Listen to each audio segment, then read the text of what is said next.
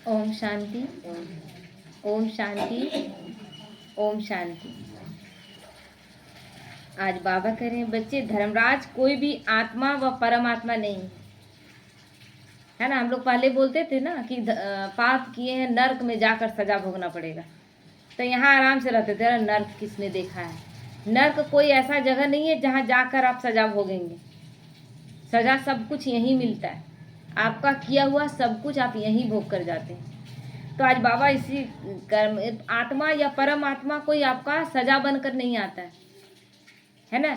आप अपने कर्मों का सजा किस तरह पाते हैं उसके बारे में बाबा बता रहा है। जिस तरह रावण 5 विकारों को कहा जाता है, समझ में आ रहा है ना। रावण कोई पार्टिकुलर कोई भी आदमी नहीं है, ना कोई राक्षस है जिसके बड़े बड़े दांत हैं या जो देखने में भयावह लगता है, ऐसा कुछ है नहीं। रावण 5 विकारों के रूप को कहा जाता है। इसी तरह हर आत्मा के किए गए पाप कर्म धर्मराज का रूप ले लेते हैं। 5 विकार अलग अलग रूप में है, उसको आप एक में नहीं कर सकते हैं। तो उसी तरह आपका किया हुआ पाप कर्म जब आता है, रिटर्न रूप में आता है, तो वो धर्मराज का सजा है। कोई धर्मराज स्पेशल आपके लिए कोड़े का मार लेकर नहीं आता है कि आपको मारकर सजा देगा। बात समझ में आ रहा है ना। हमारे कर्म हमारे लिए सजा का रूप बन जाते। जैसा हम कर्म करते हैं, हमारे जीवन में जो जो परिस्थितियां आ रही है वो सजा के रूप में हमें महसूस होती है। अच्छा, रियलाइज भी कराती है। आप क्या क्या किए थे, किस वजह से हो रहा है, वो सब कुछ आपको रियलाइजेशन कराया जाता है। रियलाइजेशन का मतलब ही है कि जो सत्य है उसका अनुभव करना। तो हम जो किए हैं उसका अनुभव कराया जाता है कि आपने अब तक जो किया उसका परिणाम स्वरूप ये मिल रहा है। तो जिस कारण पाप कर्म करने वाली आत्मा सजाओं का अनुभव करती है। ऐसा कोई है कि कोई एक दुनिया है जहाँ कोई एक आदमी है जिसका नाम धर्मराज है और जो हमें सजा तय करेगा, तुम ये पाप करके आए हो इसलिए तुम्हें ये सजा दिया जाता है। सजा हम इसी शरीर में भोगेंगे ना। जब आत्मा शरीर में है ही नहीं तो उसको सजा कहाँ से भोगे? इसी शरीर में तो सजा भोगेंगे। तो आत्मा सजाओं का अनुभव करती है। बाप तो सभी बच्चों के लिए हमेशा कल्याणकारी रहता है, चाहे लौकिक हो चाहे अलौकिक हो। स्वयं द्वारा किए गए पाप कर्म सभी के आगे प्रत्यक्ष होंगे, पहले स्वयं के आगे फिर अन्य आत्माओं के सामने। यही है सजा। क्योंकि आप जब कर रहे थे तब सोच रहे थे क्या कि मेरा कभी प्रत्यक्ष में होगा।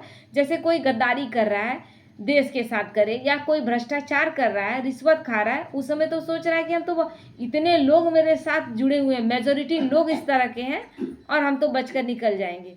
लेकिन इस दुनिया के कानून से भले बच जाए, उससे बच जाएंगे क्या? और जब आने लगता है जीवन में, परिस्थिति आने लगती है, तो एक एक पल अनुभव होता है कि कहाँ कहाँ हम गलत किए थे। अंत समय एक एक चीज दिखता है। तो वो जो अनुभव होता है ना, वो सोचेंगे कि जीवन भर पाप किया था और कुछ समय सजा भोगा। नहीं, कुछ समय ही सालों साल का अनुभव होता है। मान लीजिए जो हमेशा बरसों हमेशा चलता फिरता आराम से जीवन काटा है, उसको अचानक खटिया में बैठना पड़े, कैसा लगेगा? बहुत आदमी है ना कि बिस्तर में आ जाता है, उसको मतलब क्या बोलते हैं, टॉयलेट बाथरूम कराना हो तो लोग, एक आदमी कराता है तब जा करके। अपाहिज जैसा स्थिति, उसका क्या एक एक पल साल के बराबर नहीं है ना। तो जिस कारण वह बाप के सहयोग का फायदा नहीं उठा पाते, अर्थात उनके पाप कर्म ही उनको भगवान से साक्षी कर देते हैं। ऐसा मतलब यहाँ पर ब्राह्मण आत्माएं भी जब पाप कर्म करती है ना, तो आपको अनुभव नहीं होगा, योग में मन नहीं लगेगा, योग का अनुभव नहीं होगा, परमात्मा सच में मेरे साथ है, कभी कभी इसमें भी संशय लगेगा। लेकिन परमात्मा तो साथ में है, वो तो साथ नहीं छोड़ता। लेकिन हमारा पाप कर्म ये अनुभव कराता है कि कहीं ऐसा तो नहीं कि भगवान मेरे साथ नहीं है, ये हमारा पाप कर्म है। तो उस समय मेरा क्या होना चाहिए? योग ना भी लगे तो भी जबरदस्ती योग लगाना है। तो और फिर जिस कारण उनकी भोगना और बढ़ जाती है। बाप को साक्षी होना है, बाप साक्षी है, आपको हिदायत देता है, श्रीमत देता है कि बच्चे ऐसे चलो, आप नहीं चलते तो वो क्या करेगा? उस समय वो साक्षी हो जाता है। लेकिन बाबा के बच्चे जब नहीं अनुभव कर पाते योग का, तो वो भी साक्षी हो जाते हैं, क्या करें समझ में ही नहीं आ रहा है, और भी बढ़ गया पाप कर्म तो किए ही थे, उसका सजा काटने, उसका विकर्म काटने के लिए भगवान की याद से करता, अब वो भी नहीं हो पा रहा है, तो और बढ़ेगा कि घटेगा? भोगना और बढ़ जाती। तो और यह वह आत्माएं होती है जो बाप के प्यार के आधार को छोड़कर दूसरे आधार पर चलती। एक आधार शिव बाबा, और कोई भी आधार, सब आधार विनाशी है, और परमात्मा का आधार अविनाशी है जो कभी कभी नहीं छोड़ता। आप सीधा सा देखें कि अगर पति पत्नी भी कसम खा रहे हैं कि हम एक दूसरे का हाथ नहीं छोड़ेंगे, छोड़ेंगे कि नहीं छोड़ेंगे? अपने पे कंट्रोल है ही नहीं। आज पति पहले जाता है, कभी पत्नी पहले चली जाती है। ये है कि नहीं हम लोग दोनों हाथ पकड़ के एक साथ जाएंगे? नहीं। तो इसीलिए एक आधार शिव बाबा स्व परिवर्तन की बजाय अन्य आत्माओं का परिवर्तन करना चाहती है। हम भगवान ने क्या कहा कि स्व परिवर्तन स्व विश्व परिवर्तन, तो वो आत्माएं सोचती है कि हम तो हैं ही ठीक, दूसरे परिवर्तन हो जाए। अभी क्या है, हम दूसरों पर डिपेंड करते हैं हर बात में। दुखी है क्यों? उसने दुख दे दिया। किसी से परेशान है क्यों? उसने परेशान कर दिया। सब चीज आपको दूसरा कोई, किसी ने अपमान कर दिया, किसी ने मेरा ये छीन लिया, सब चीज में कौन दोषी? और दुखी कौन है? हम हैं। और दोषी कौन? सारे रिश्तेदार, चाहे रिश्ते के लोग हो चाहे अगल बगल के हैं, तो सब दूसरे ही। लेकिन क्या सच में वो लोग दोषी हैं? और अगर वो लोग दोषी हैं तब तो डिपेंडेंसी उन पे है हमारा ना, वो जैसा चाहेंगे वैसा हमको रखेंगे। तो मेरी खुशी का आधार तो उन पे हो। अब वो चाहेंगे कि हाँ अब खुश रखना, तब खुश रखेंगे, तो तब तो हमें हमारे खुश रहने का कोई जगह बचा? खुशी हमारे अंदर है। आज बाहर इसी जगह पर है ना, एक उदाहरण देते हैं, इसी जगह पर हमको कभी अच्छा नहीं लगा। छत पर चढ़ते थे, देखते थे कहाँ आ गए हैं, है ना, लगता था ये जगह पसंद नहीं आता था। और अब अनुभव होता है कि कल बस यहाँ पर खड़े थे खिड़की से और इसी जगह को, नज़ारे को देख रहे थे, सब तरफ सब कुछ अच्छा लग रहा था। तुम बोले बाबा क्या परिवर्तन आया? 20 साल के मेरे इस सफ़र में, इस जगह के इस सफ़र में क्या परिवर्तन आया? केवल तुम मेरे जीवन में आए। जगह वही है, मेरे साथ जितने लोग हैं वही है, ऐसा तो नहीं कि कोई बदल गया है, सब वही लोग हैं, लेकिन जगह चीज़ कुछ भी हमको अच्छा नहीं लगता था। हर वक्त लगता था कि गलत जगह आ गए। उस जगह का ना, जगह तो वही है, आसमान भी वही है, हवा भी वही है, वातावरण भी वही है, लेकिन चेंजिंग क्या आया कि अब भगवान मेरे साथ है, और भगवान ने क्या कर दिया कि बच्चे खुशी तो तुम्हारे अंदर। तो अब हम दूसरे पर डिपेंडेंट नहीं है, मेरी खुशी मेरे अंदर है। मैं खुश हूँ क्योंकि मेरे साथ भगवान, मैं खुश हूँ क्योंकि मुझे अब कोई डर नहीं, क्योंकि मेरे साथ भगवान। निर्भय कर दिया ना। क्यों हमको कोई जगह पसंद नहीं आता, लोग पसंद नहीं आते, हमें अपेक्षाएं, हमारी अपेक्षाएं खत्म हो गई, हमें किसी से कोई अपेक्षा ही नहीं। और अभी जब भी आप नाखुश होते हैं, अभी ऐसा भी हमारे साथ होता है, ऐसा नहीं हम लोग पूरे परफेक्ट बन गए। जब भी दुख आता है तो अब तो रियलाइजेशन होता है ना, समझ में आता है। तो क्यों आया? कहीं ना कहीं कुछ ना कुछ सूक्ष्म में अपेक्षा था, वो अपेक्षा के अनुसार नहीं हुआ। दुख होने का दूसरा दुखी हमको किया कि हम खुद हुए? हमने अपेक्षा किया, गलती मेरी ना। न हम किसी से अपेक्षा करें, न किसी की उपेक्षा करें, बस मेरे अंदर खुशी मेरे अंदर है, इसका आधार मैं स्वयं हूँ, और एक वो है, वो तो सदा आनंद का सागर है, वो तो खुशी नाखुशी दे ऐसा हो ही नहीं सकता, वो तो सदा सुख देने के लिए आया, वो सुख का सागर। लेकिन हम उसके साथ कितना देर तक है? जिस कहते हैं ना कि जैसी स्मृति वैसी स्थिति। हमारी स्मृति में अगर सुख का सागर है तो सुख मेरे जीवन में है, हमारी स्मृति में देहधारी है तो देहधारी तो सब तड़प रहे हैं, कोई खुश नहीं है, कोई सुखी नहीं। जिन्हें भगवान नहीं मिला है वो सुखी नहीं है, वो कितना भी बोल ले, है ना। एक बहन आई बैठी है, पूरा मतलब आप देखिए बड़े घर की है, सब कुछ भरे पूरे लोग हैं, लेकिन अपना बताते बताते आंख में आंसू आ गया। हम बोले आप बताइए, फाइनेंशियल कंडीशन मेरे से आपका बहुत अच्छा है, सब चीज़ में आप भरे पूरे हैं। अगर मेरा खंगालिएगा तो मेरे में बहुत कुछ का कमी है। अगर इस तरह के स्थूल चीज़ों का देखें तो बहुत चीज़ें, लेकिन मेरे आंख में आंसू आप देख रहे हैं? बोली नहीं। तो बोले आप सुखी कौन है बताइए।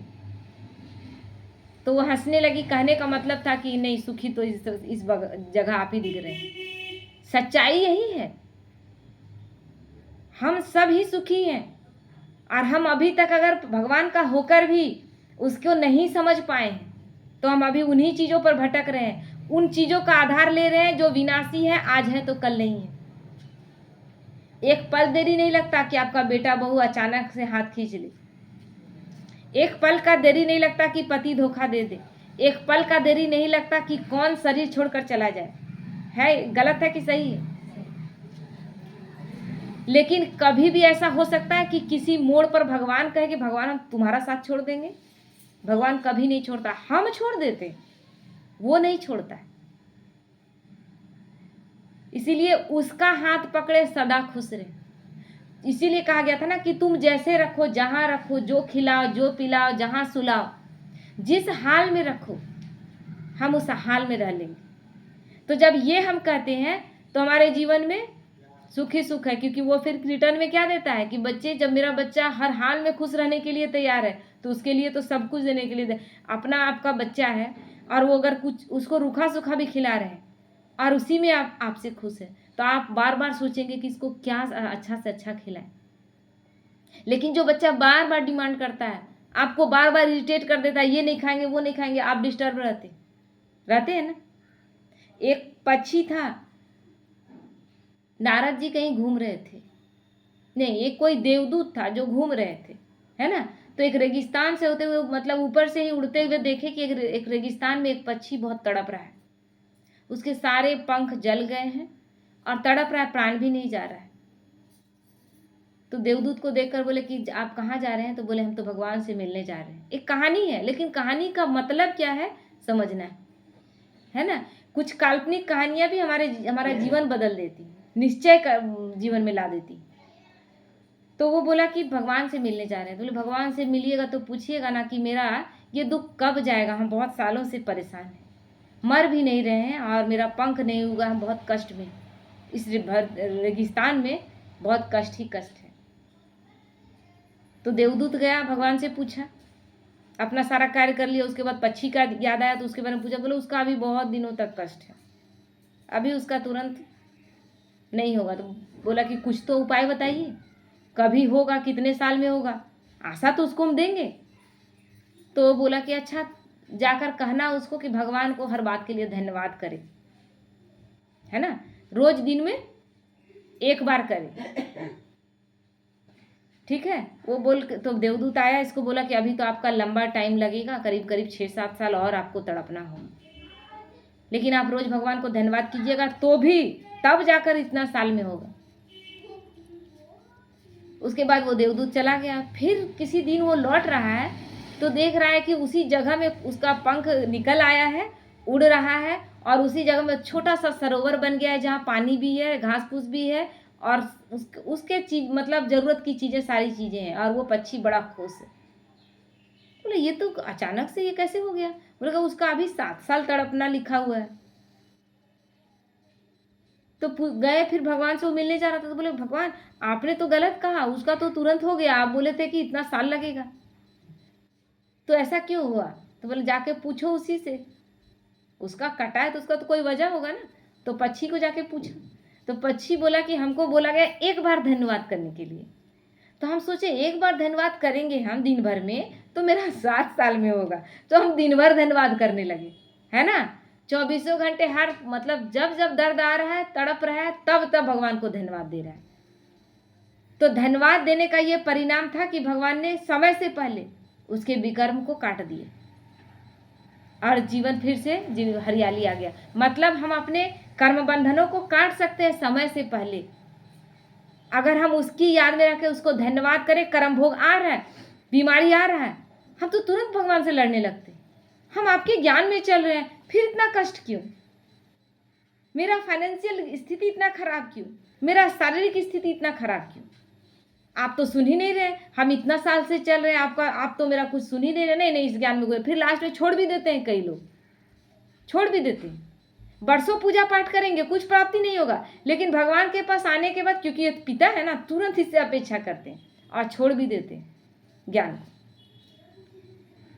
लेकिन बाबा कहता है कि धन्यवाद करना सीखिए, जो मिला है उसमें खुश रहना सीखिए। तब क्या करता है, उसको और इच्छा होता है।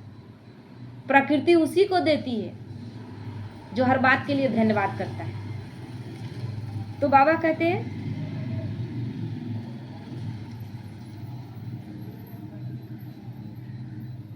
तो फिर हम क्या करते हैं, स्व परिवर्तन के बजाय अन्य आत्माओं का परिवर्तन करना चाहती है। सुख कर्ता की बजाय दुख कर्ता बन जाती है, क्योंकि हमें दूसरों से अपेक्षा है, दूसरे बदल जाए ना तो मेरा जीवन अच्छा हो जाए। दूसरे हमको बहुत दुख देते हैं। हम कपड़ा कैसा पहने, हमको कोई बोल दिया, हम दुखी हो गए।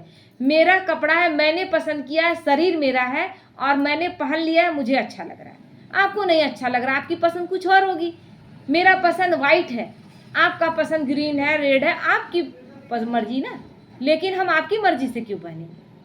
अब वो हमको बोल देता है कि नहीं हमको अच्छा नहीं लगा, तो हमको क्या कहना है, शालीनता से जवाब देना है, मुझे बहुत अच्छा लग रहा है, मुझे अच्छा लगा तब तो मैंने पहना है।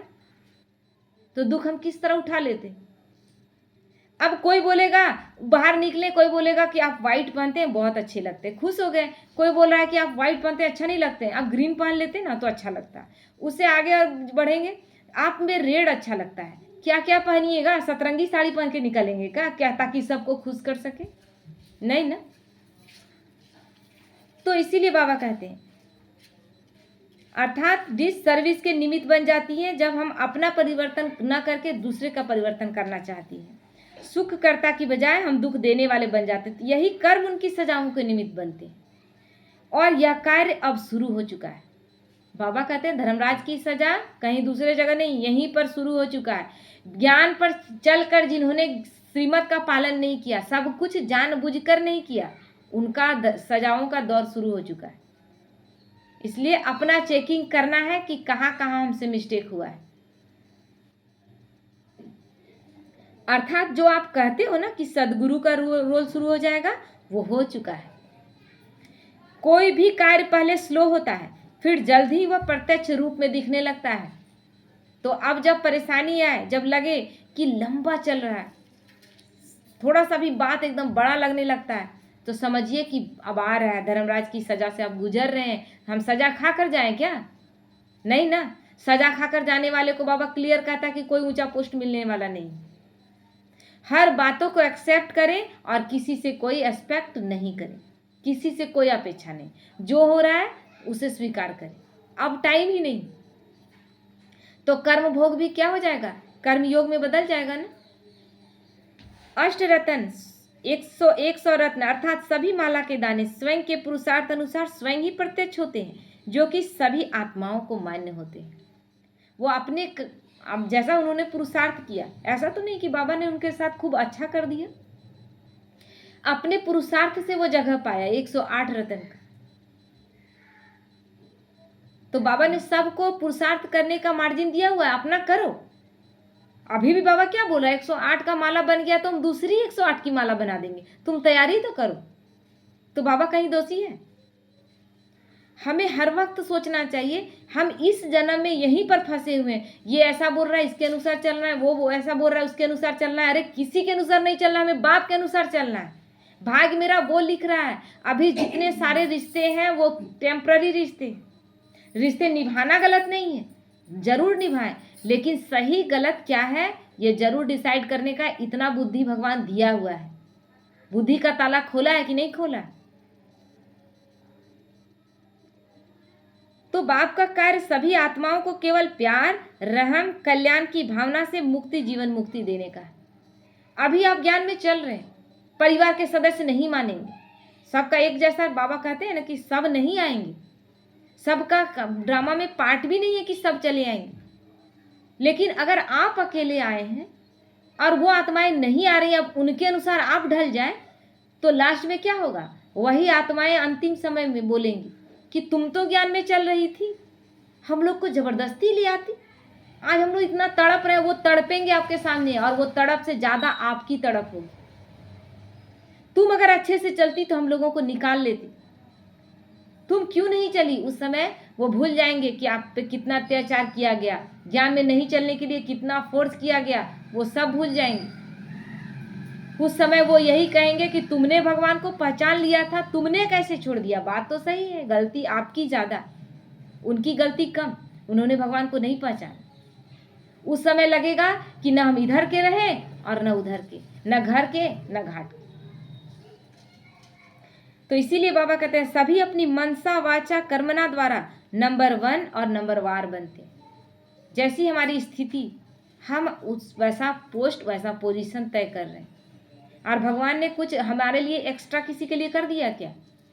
एक साथ हम आत्माएं चलते रहे, कोई 15-20 साल से चल रहे हैं, है ना, और कोई केवल 4-5 साल से चल रहे हैं। कोई बच्चा अच्छा चला गया और कोई अभी वहीं पर है। क्यों? क्योंकि उन्होंने तय कर लिया कि हम लौकिकता के अनुसार ही चलेंगे, थोड़ा बहुत मुरली सुन लेंगे, थोड़ा बहुत बाबा के अनुसार चल लेंगे, उतना नहीं चलने सकेंगे। आपने भगवान को जवाब दिया कि हम तुम्हारे अनुसार नहीं चलने सकेंगे, और हर जन्म में आपके बच्चे आपको जवाब देंगे कि नहीं चलने। इसीलिए बच्चे जब आपके अनुसार नहीं चलते आप परेशान होते हैं, लेकिन आप खुद देखें कि क्या भगवान के श्रीमत के अनुसार अभी आप चल रहे हैं। क्योंकि अभी तो आप बच्चे, अभी आप भगवान के बच्चे, भगवान का कहाँ काट देते हैं। तो आपका लौकिक बच्चा अगर काट दे रहा है तो वो तो कर्म बंधन के हिसाब किताब में आया ही है, तो वो काट देता है तो वो कौन बड़ी बात कर रहा है। लेकिन तब हम क्या कहेंगे? जन्म दिए, इसको ऐसे रखे, ये मेरा नहीं हुआ, मेरी बात नहीं सुनता है, कुछ ऐसा चलने वाला नहीं। हम भगवान की श्रीमत के अनुसार चलेंगे, सब एक भगवान के हर एक श्रीमत का संपूर्ण रूप से पालन करेंगे, हर रिश्ते मेरे परफेक्ट बनते जाएंगे। जड़ों में पानी दे, बीज मेन बीज वहाँ नीचे है, उसमें पानी गया, हर सारे रिश्ते हरे भरे हो जाएंगे। उसमें पानी ना देकर पत्तों में पानी डालते रहिए, सूख रहे हैं, घर के घर टूट रहे हैं, बिखर रहे हैं, किसी का घर बस नहीं रहा है। और जिसका दिख रहा है वो छुपा कर चल रहे हैं। सच्चाई कुछ और है, कुछ बर्दाश्त करके, कुछ सहन करके, किसी तरह से जिम्मेदारियों को निभाते हुए चल रहे हैं। हमें वैसे चलना है क्या? नहीं, हमें परफेक्ट चलना है, हमें दिखावा करने का ज़रूरत नहीं। हमें हमारे परिवार को देखकर लोग कहें कि इनका परिवार कितना अच्छा है, ऐसे इसके द्वारा प्रत्यक्षता होनी। ठीक है, ओम शांति।